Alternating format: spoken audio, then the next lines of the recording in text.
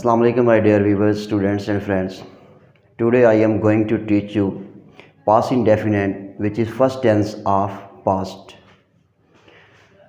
Past indefinite tense सभी tenses से मुनफरिद है, अलग है और सबसे ज़्यादा यूज़ होने वाला भी पास्ट इंडेफिनिट है। अब जितनी भी स्टोरीज़ लिखते हैं या मोस्टली एसेज लिखते हैं वो पास्ट इंडेफिनिट में लिखा जाता है और स्टूडेंट्स ज़्यादातर मिस्टेक भी पास्ट इंडेफिनिट में करते हैं। सबसे पहले देखिए कि पास्ट इंडेफिनिट की पहचान क्या है हमारे पास।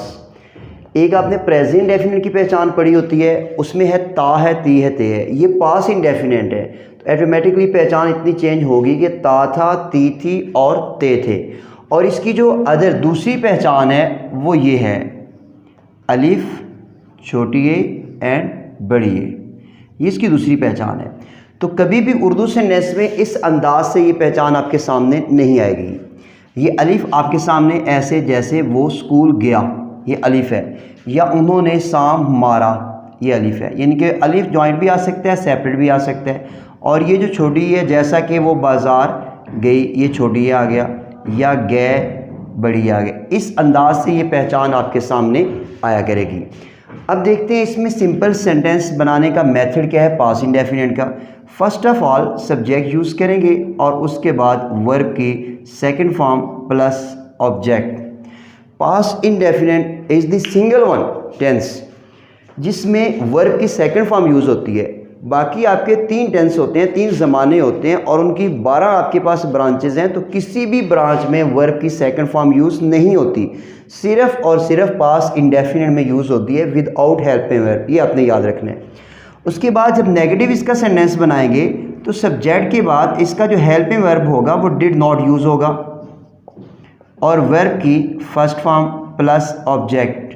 तो ये जो चेंज है वो ये भी सिर्फ पास्ट इंडेफिनिट में है कि जब इसके सिंपल में वर्ब की सेकंड फॉर्म यूज़ हो रही है जबकि इसके नेगेटिव में फर्स्ट फॉर्म यूज़ हो गई है। इसका जो ये डिफरेंस आया है, अगर आपसे कोई पूछ लेता है तो आपका आंसर ये होगा कि जो हमारा हेल्पिंग वर्ब डिड है ये ऑलरेडी डू की सेकंड फॉर्म है, लिहाजा इस वजह से वर्ब की फर्स्ट फॉर्म यूज़ होगी। 2 फॉर्म सेम हम इकट्ठी नहीं लिख सकते। अब इसी का आपने इंट्रोगेटिव बनाना है। डिड आपका जो हेल्पिंग वर्ब है ये स्टार्ट में यूज़ हो जाएगा और उसके बाद आपने सब्जेक्ट यूज़ करना है। सब्जेक्ट के बाद वर्ब की फर्स्ट फॉर्म। यहाँ पे भी सेम कंडीशन है कि पहले आपने डिड यूज़ कर लिया, इस वजह से अब वर्ब की फर्स्ट फॉर्म होगी और उसके बाद ऑब्जेक्ट और एंड पे क्वेश्चन मार्क्स। तो ये आपका मेथड है इंट्रोगेटिव का। ये चेंज सिर्फ और सिर्फ इसी टेंस में है कि सिंपल में सेकंड है, नेगेटिव और इंट्रोगेटिव में आप फर्स्ट फॉर्म यूज़ कर रहे हैं। और किसी टेंस में भी ऐसा नहीं होता, जो फॉर्म आप सिंपल में यूज़ करते हैं वही आप नेगेटिव और इंट्रोगेटिव में भी यूज़ करते हैं। अब इसका देखिए इंट्रोगेटिव प्लस नेगेटिव सेंटेंस अगर आ जाता है तो मेथड क्या होगा, बहुत ही आसान। यही इंट्रोगेटिव वाला ही मेथड रहेगा, सिर्फ और सिर्फ इसके सब्जेक्ट के फौरी बाद आपने नॉट यूज़ करना है, इसके अलावा आपने कोई चेंज इसमें नहीं करनी। तो ये आपकी पहचान और मेथड था पास्ट इंडेफिनिट का। अब हम इसकी 3 एग्जांपल्स देखते हैं how to translate into English. First sentence है वो मरी में मरी, मरी गई बेचारी। मरी में ये प्लेस नेम है और सेकेंडली जो मरी है ये उसकी डेथ है।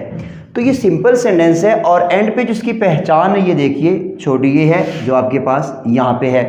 सिंपल है तो ये मेथड आपने यूज़ करना है। यहाँ पे जो सब्जेक्ट है वो की इंग्लिश होगी शी। उसके बाद वर्ब की सेकंड फॉर्म आप यूज़ करेंगे तो इसमें वर्ब मरना है जिसकी इंग्लिश है डाई। जब सेकंड फॉर्म हम यूज़ करेंगे तो डाइड, शी डाइड इन मरी। मरी प्लेस नेम है, इस वजह से इसका फर्स्ट स्पेलिंग आप कैपिटल लिखेंगे, शी डाइड इन मरी। नेक्स्ट सेंटेंस हमारा नेगेटिव है, उन्होंने खत ना लिखा, इनकार हो गया है, ये नेगेटिव है, ना लिखा। यहाँ पे ये अलिफ इसने यूज़ किया है लास्ट पहचान के लिए। उन्होंने दे सब्जेक्ट इसमें।